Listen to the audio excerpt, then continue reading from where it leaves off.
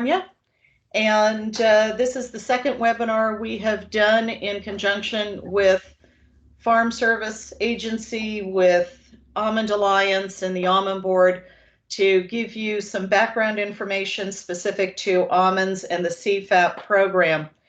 Just a few bits of housekeeping first. Again, please be sure your systems are muted. If you have questions as we go through the presentation, please use the chat function, which you will see in the slide. Is the, if I can get this to go. If you can see here on the slide, the area where you can actually add a chat, we will be monitoring that and following questions up at the end of the session. This is being recorded in the same way we did the first webinar, which was on June 11th. We are not repeating all of the same information. This is really focusing on scenarios and some of the questions that have come up. The recording will be made available, as will a number of frequently asked questions. This is only 1 hour, and so what we'll do is have a presentation by Farm Service Agency, and then we will move into a Q&A session. And again, we're going to be reviewing what's in the chat and using that to provide answers to questions you have.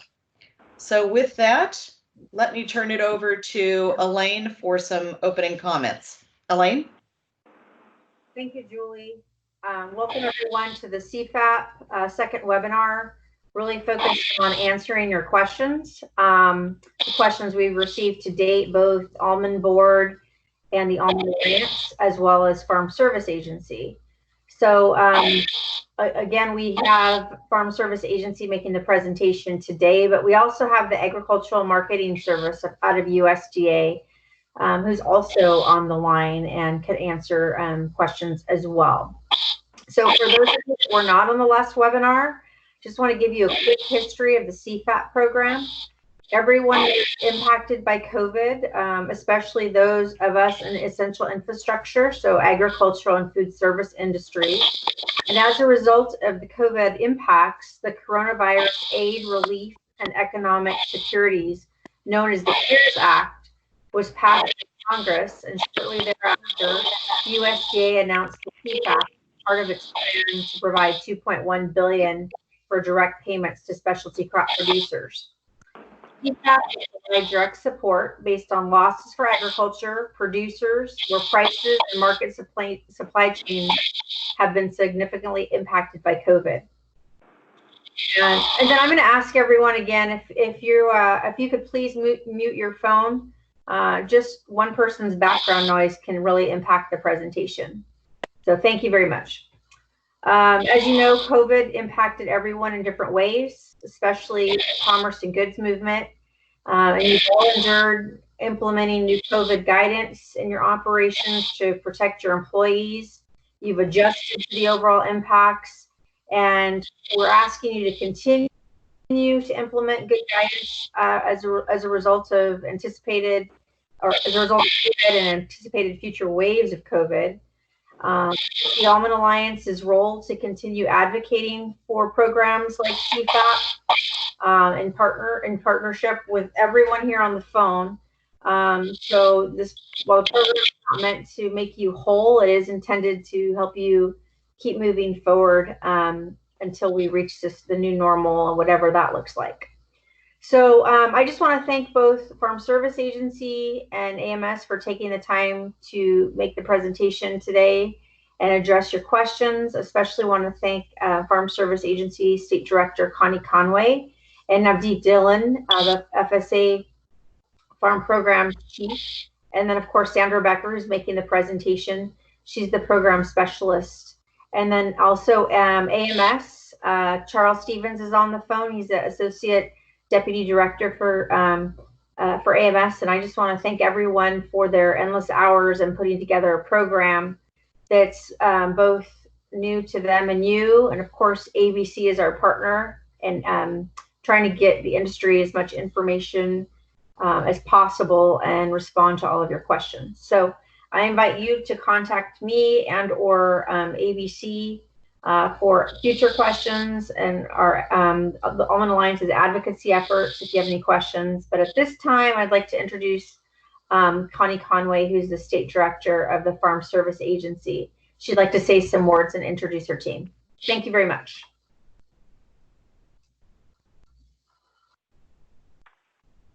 I had to unmute. My husband prefers that I'm on mute, but I guess I can be unmuted for a few minutes this morning. Thank you all for joining us this morning.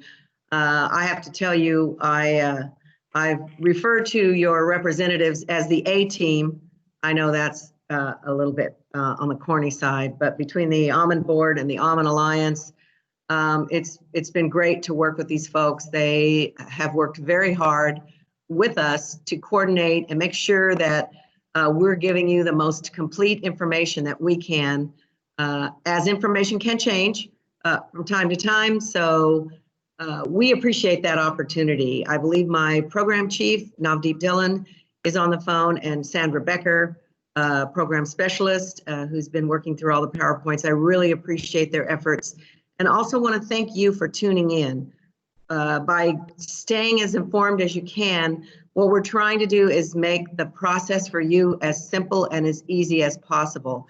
So if we get our questions out and we can answer those questions, hopefully when you get ready to apply to the Farm Service Agency, it will be as smooth a process as can be. Many of you have worked with us before, which is good news, but that means you're already, we have your information on file.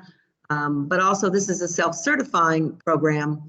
So hopefully we will answer the questions, get you the information you need, and then when you're ready to apply with us, it will be as smooth as possible. I also want to thank Charles Stevens from AMS. He's been great about getting on and on our calls. They are really the policy arm of this program, and I'm just appreciative to, as I say, to all of you for being here this morning.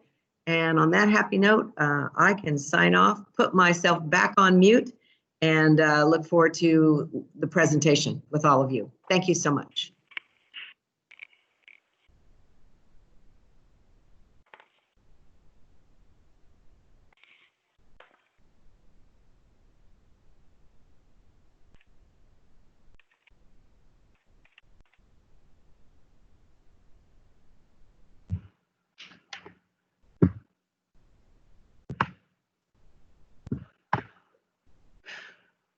Good morning, everybody. Sorry about that. I had a minor technical difficulty. First, I want to start off by just clarifying some things, some points of confusion that we've noticed. We've received some questions several times, and so I just wanted to make sure that we clarified as far as on the program side, what certain terms mean for the program. I understand with industry, you might refer to things differently, but when we're looking at CFAP, we really need to look at how the program defines the terms. So first, I want to talk about shipped and delivered. So shipped and delivered for the CFAP program purposes is going to be when it leaves the grower's farm. So it doesn't matter where they currently are, if they're at the handlers or if they're at the end buyer. Shipped is when it is no longer on the producer's farm. So sometimes I'll hear the handler shipped the almonds, but for this purpose, we're considering the almonds shipped once they leave the farm. The second term I want to clarify is the term sold. So for program purposes, sold does not necessarily mean that the grower has to have cash in hand, nor does it necessarily mean that the product has to be at the end buyer. Sold for CFAP purposes is just simply that there has been an agreement between the grower and the buyer to a firm fixed price for the almonds, and that grower does have a reasonable expectation that they will receive the payment at some point. So I wanted to clarify that. And not paid, this is a big one. Not paid for CFAP does not mean that you haven't been paid yet. It means that you're not paid now and you never will be paid. Typically, we'll see this when a buyer either goes out of business altogether or just refuses to pay due to hardship or for whatever reason. But the important part about not paid is that the grower will never be paid. It just would not be possible. And then the last definition clarification I wanted to clarify for you is that for CFAP purposes, the almond weight is measured by the meat weight. So it is not measured by the in-shell weight. It is measured without the shell. Next slide, please.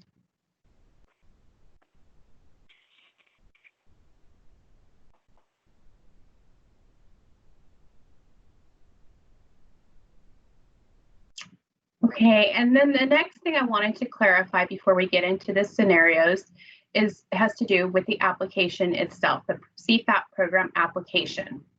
So I have been receiving reports from our county offices, which are actually where the program applications are filed, are in the individual county offices, and that they are telling me that there's confusion on what box certain folks are supposed to fill out on their application, and that kind of everybody's doing it sort of different. So I just wanted to take a minute to clarify that for almonds specifically, you will mainly only use box number 32, which is for sold, for a product that is sold. Box number 33 is going to be for a product that was delivered and not paid. So those are deals that went through, how I just spoke of, never will be paid. That's box 33. And that's pretty rare for almonds because they keep for a while. And even if a deal goes through, the intent is to remarket those to another buyer and to receive compensation for them some point down the line. So that's why I say that almond growers specifically will mainly only use box number 32. We've been seeing some almond growers fill out some other sections of the application, most notably the value loss section of the application. And I can understand how this would be confusing because value loss, you would think that that's just you lost value of your crop when you sold it, or for whatever reason that the value wasn't as expected. However, for our program purposes, we do not look at value loss that way. Value loss for our program purposes means that the amount of loss is calculated by dollars, not production. So almond losses are always calculated based on production. So value loss crops are things like aquaculture, like fish, and floriculture, such as flowers, and nursery crops. These crops, we assign a lost value based on dollars. We don't actually qualify the amount of production. So that's a very important distinction, that an almond grower will never, ever, ever put anything in the value loss section. It's not that kind of a crop. It's a specialty crop. Next slide.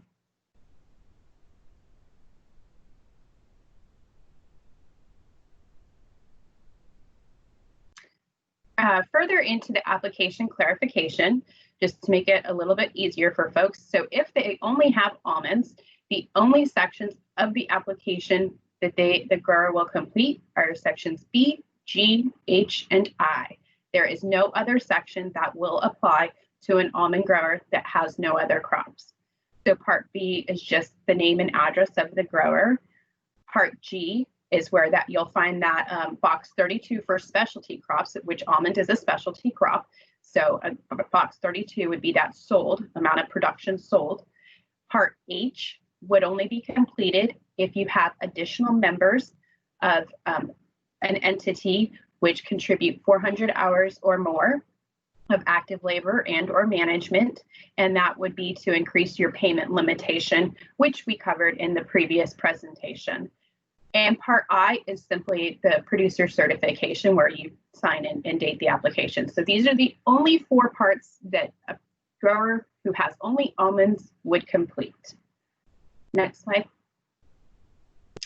Okay, now we're going to get into the scenarios. I believe we have about 8 scenarios today to go over. And these are common questions that we've received and common scenarios that we've been asked more than once. And so we thought it might be helpful to just go over those, and some of your questions may be answered by just going through the different scenarios. So the first one we have here is the almonds are shipped to the handler in November of 2019. On February 1st, 2020, a firm price is agreed to with a buyer with payment due April 1st. Payment for the almonds was received on March 30th, and the almonds were shipped on April 10th. These almonds would be eligible as sold, and the quantity of pounds of production under this agreement would be entered into box 32. Next slide. Scenario number 2. The almonds are shipped to the handler in November of 2019. There is a contract with the buyer for a firm fixed price that's entered into on March 15th, 2020. Payment is not due or expected until June 28th, and the almonds will not be shipped to the end buyer until July 7th. These almonds are eligible as sold. The quantity of production under this agreement will also be entered into box 32. This is because that a firm fixed price agreement was entered into March 15th, which is during our eligibility period of January 15th through April 15th. Although all of the other activity occurred outside of that period, this actual sale, that agreement, what did occur during the eligible period. Next, please. Our third scenario here, the almonds are shipped to the handler in November of 2019. There's a contract with a buyer for a firm fixed price on January 10th. The payment was received on March 10th, and the almonds were shipped on April 10th. These almonds will be ineligible. The firm prices, any firm prices agreed to prior to January 15th or after April 15th are not eligible for CFAP. The payment date and shipment date in this scenario are irrelevant. Next, please. Our fourth scenario here, almonds are stored on the producer's farm. The producer contracts with a handler for a firm price on December 15th, 2019, but does not ship the almonds from his farm to the handler until March 1st, 2020. These almonds are ineligible. The firm price was agreed to prior to January 15th and is therefore not eligible for CFAP. The fact that the almonds remained on the farm until after January 15th is irrelevant. Next slide, please. Scenario number 5. Almonds are shipped to the handler in November 2019. The grower is in a call pool. Marketing efforts are actively pursued and a firm price to the grower is agreed to on April 20th, 2020. The almonds under this agreement are also ineligible for CFAP. Firm prices or contracts agreed to prior to January 15th or after April 15th are not eligible. The fact that there was a valiant marketing effort in this scenario is not relevant. Next. Scenario number 6. The producer enters into a fixed price agreement on January 2nd, 2020, and ships the almonds to the handler on March 10th. The end buyer subsequently took possession of the nuts. The agreed payment was due on April 1st. The end buyer went out of business without paying the handler, who in turn failed to pay the grower. The almonds in this scenario are eligible for item number 33, shipped and not paid. Although the fixed price agreement was entered into prior to January 15th, the producer is not applying for the sold category. So this is an important distinction. If they were applying for sold, they would not be eligible because that agreement was prior to January 15th. However, what they're applying for is shipped and not paid, and the agreement to pay for the almonds was broke by the buyer and no payment was received. Additionally, really important in using that item 33 category, the almonds can never be resold as they are out of the possession of the grower. So that's a really important distinction, is that they no longer have control over them and they can't remarket them and resell them to anybody else. So in this case, the grower would be eligible to apply for shipped and not paid item number 33. Next.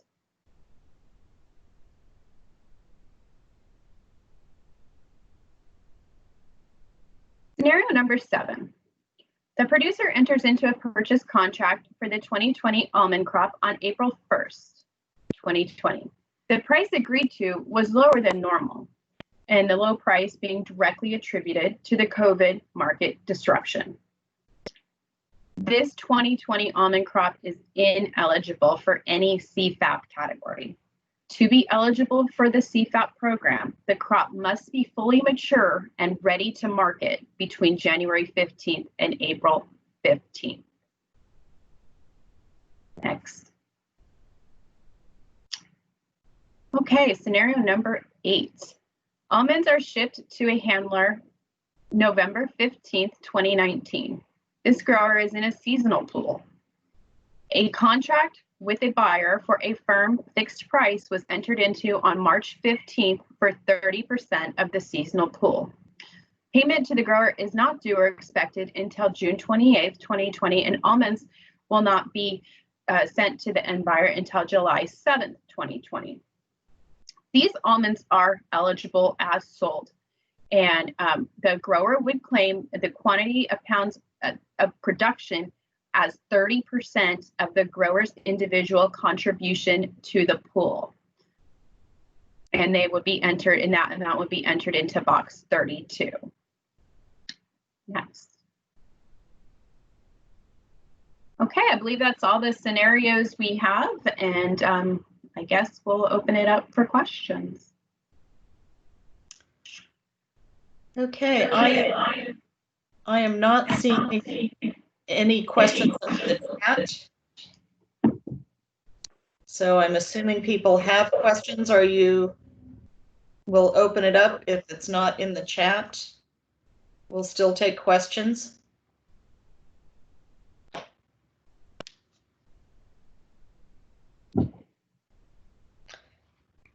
Okay, now we are starting to get some questions. So we're getting a question about the process of applying for assistance. What is the process? So maybe you can just touch on that, Sandra. Sure. So the main place I would recommend that folks start is farmers.gov/CFAP. There you can get the automated application as well as additional fact sheets and information on the program. And as well, there is an estimated payment calculator on there too, a tool that you can use and kind of seeing where you stand with things like that. But definitely farmers.gov/CFAP would be what I would recommend that you start. And then one of the other questions had to do with the previous recording. We do have that up on YouTube. It is on the Almond Alliance website as well. We will send out those links again, but they are available through both of the Almond Board and Almond Alliance websites.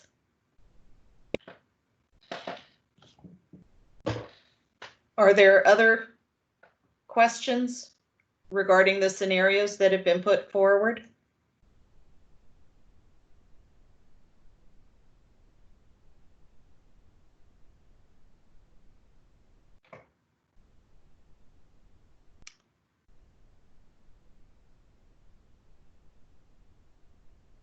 I do want to mention that today is the last day for any interested party to submit comments on the NOFA process, which you can also be linked through that farmers.gov/CFAP. So if you have any questions, concerns, or not questions, but concerns about eligibility for certain crops or timelines or whatever for this program, then you can voice your comments through that website as well.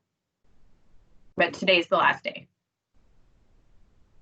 Sandra, you might comment too on eligibility year. The question that came in was asking about Form CCC 941, Section 4.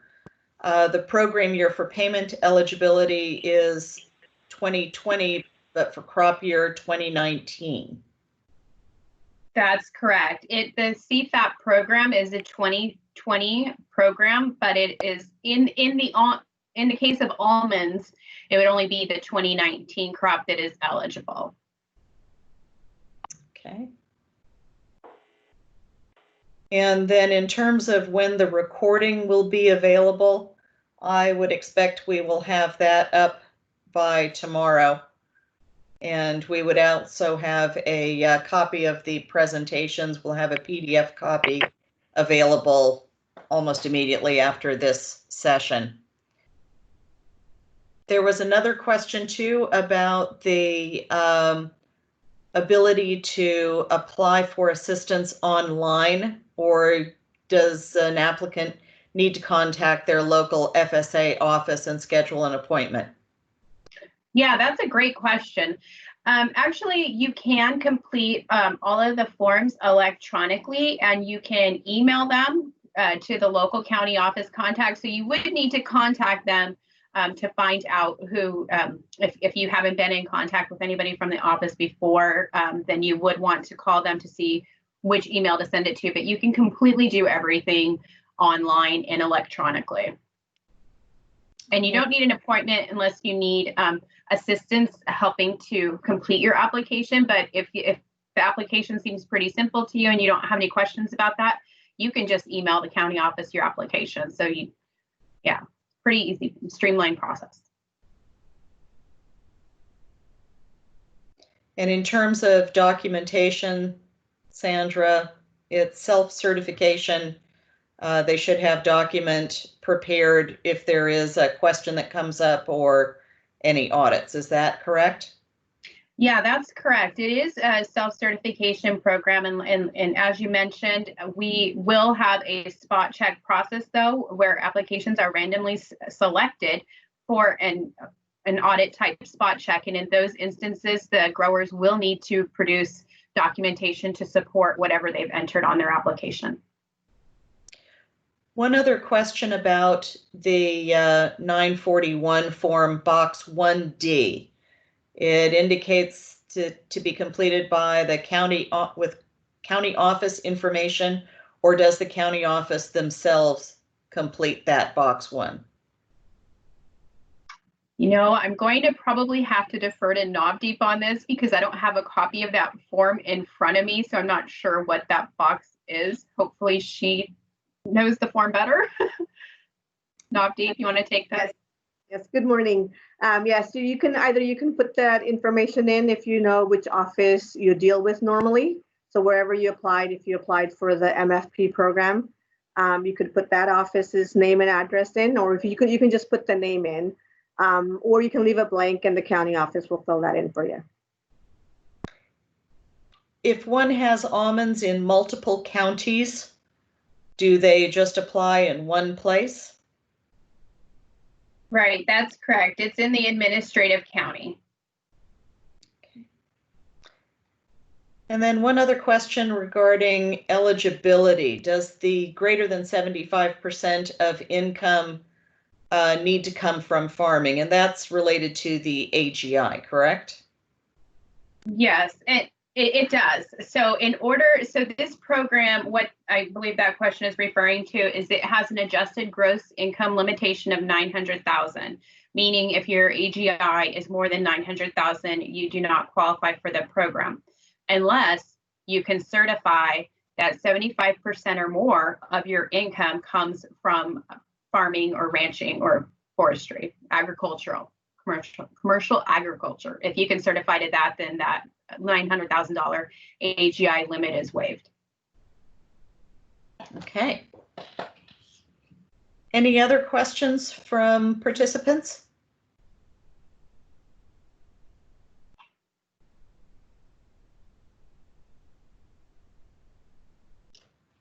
Great. Hey, Joe. Sorry, I'm on the online meeting here. No, it's an online meeting, Fred asked me. You know, real quick, so if you could leave a comment. Is someone trying to ask a question? I muted them, but they keep on unmuting themselves. There it goes. Okay. Okay. It's like they're not asking a question. Okay. Well, if there are no further questions, I'll just remind everyone to, Julie- sorry, Julie, this is Elaine. One question just came in. Another one I saw Sorry. from Matt.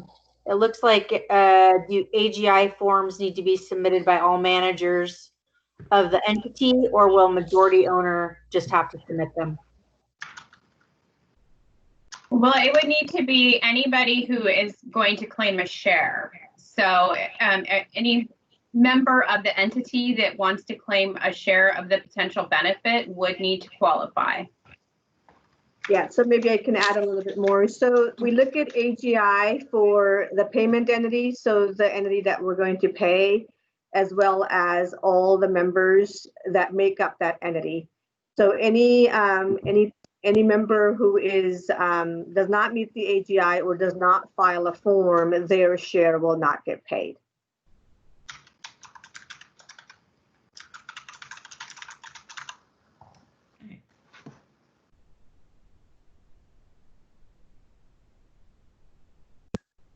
any other questions from? I have a question.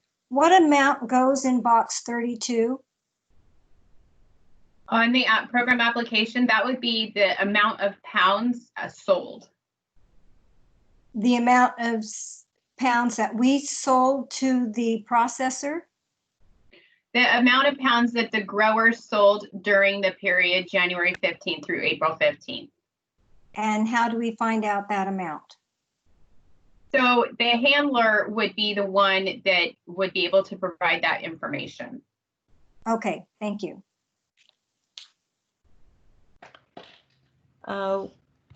One other question that has come in. You have an LLC that owns the ranch. One member's AGI is not eligible. Other members are. Are all forms still required for the ineligible member or only for the eligible members of the LLC? We would need forms for the member who's not eligible does not need to file the 941. But all the other members would need to file all of their forms. So their share would not get paid in this case. They can file the 941 certifying that they're not eligible, that they're over the AGI, or they can not file that form. It's up to them. But all the other members would need to file their forms.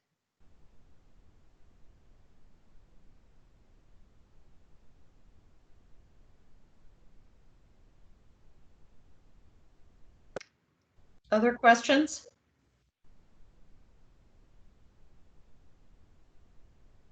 Anyone else on the phone that maybe is not seeing the presentation that has any questions?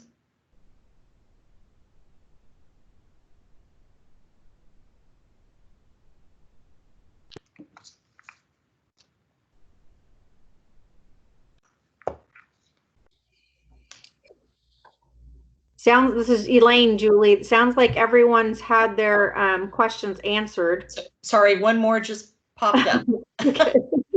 How many forms need to be filed? Just the AD 3114?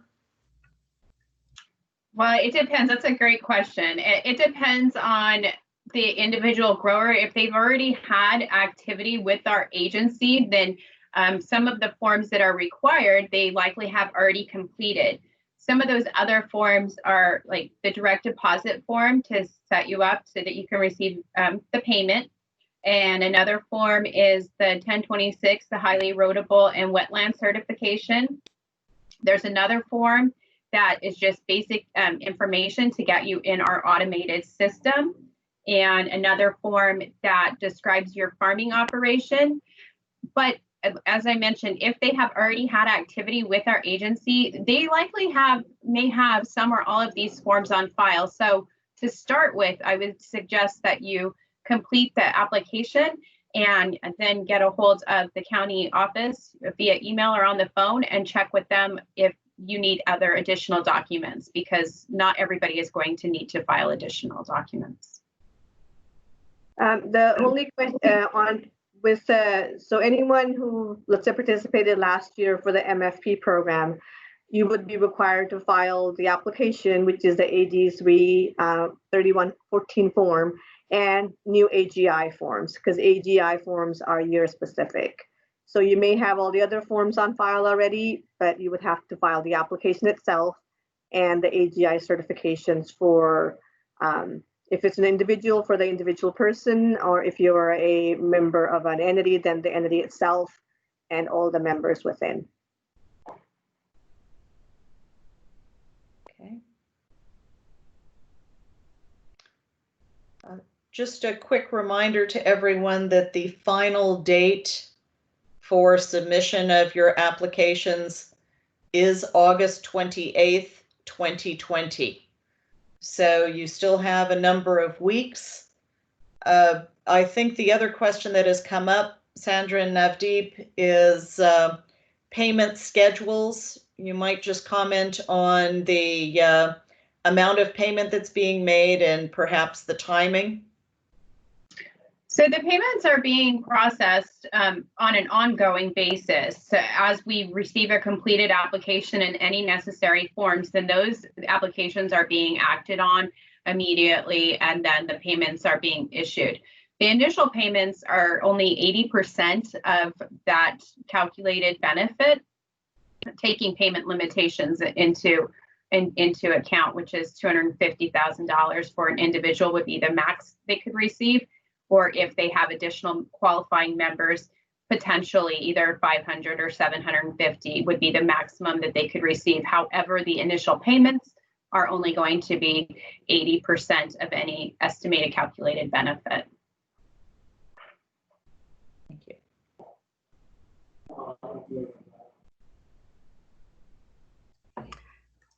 Sandra, I just received an email with a question. And the question is, if I grow multiple crops, including almonds, would I need to fill out an application for each crop?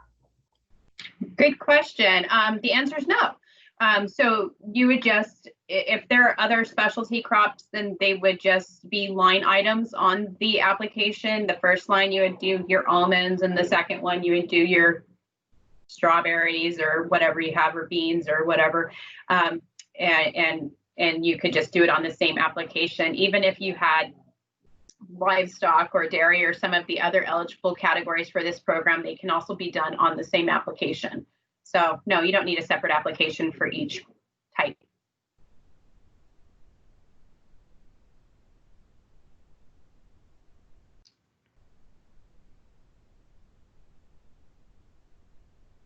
Well, that seems to wrap up all of the questions in the chat and on the phone.